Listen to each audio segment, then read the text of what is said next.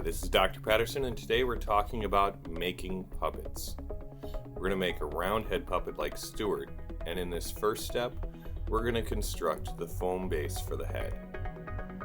We've got 1/2 inch foam, and we're tracing this pattern onto it. It's recommended you flip the pattern because later on when we're working in fabric, you'll always need to flip the pattern, and it's a great habit to get into. Every mistake you make will be with scissors.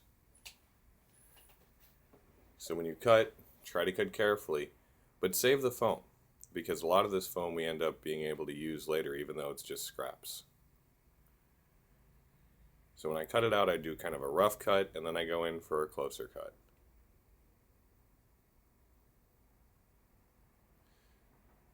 When you put these pieces together, you want to make sure that those marker lines you're drawing on the outside, they go on the inside. So at this point, we've cut out both halves of the head and we're starting to glue. That's going to be in the middle of the head actually, even though it seems like it's at the back. These glue lines, you work to not add too much glue, and you have to pinch and hold in place. I'm using a hot glue. You can use a contact cement. From what I understand, that burns you less. But with each of these, I'm really pinching that seam and holding it in place for quite some time so the glue has a chance to set up.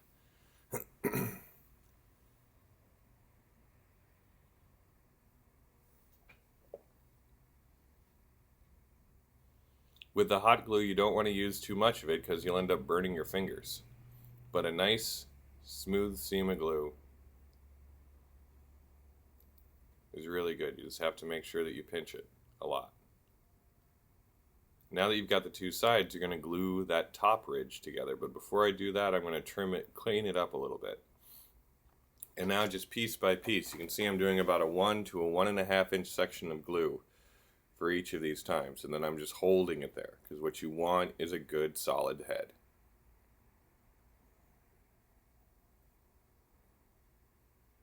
If you want to know how much glue I'm using, you can go back and pause it there.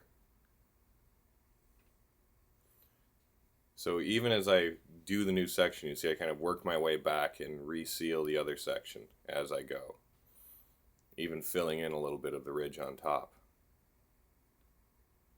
So that brings us down to the back of the head, and you can really begin to see it's taking its shape now. Now these two flaps at the front, they're going to come together to form the front of the jaw. It's important that you get the line on the top of this right because you want a nice smooth mouth line. Next thing we're going to do is construct the mouthpiece. But this is the end of this video. You can see that at the end here, I'm just cleaning up all of the excess glue because I don't want to have to deal with that later.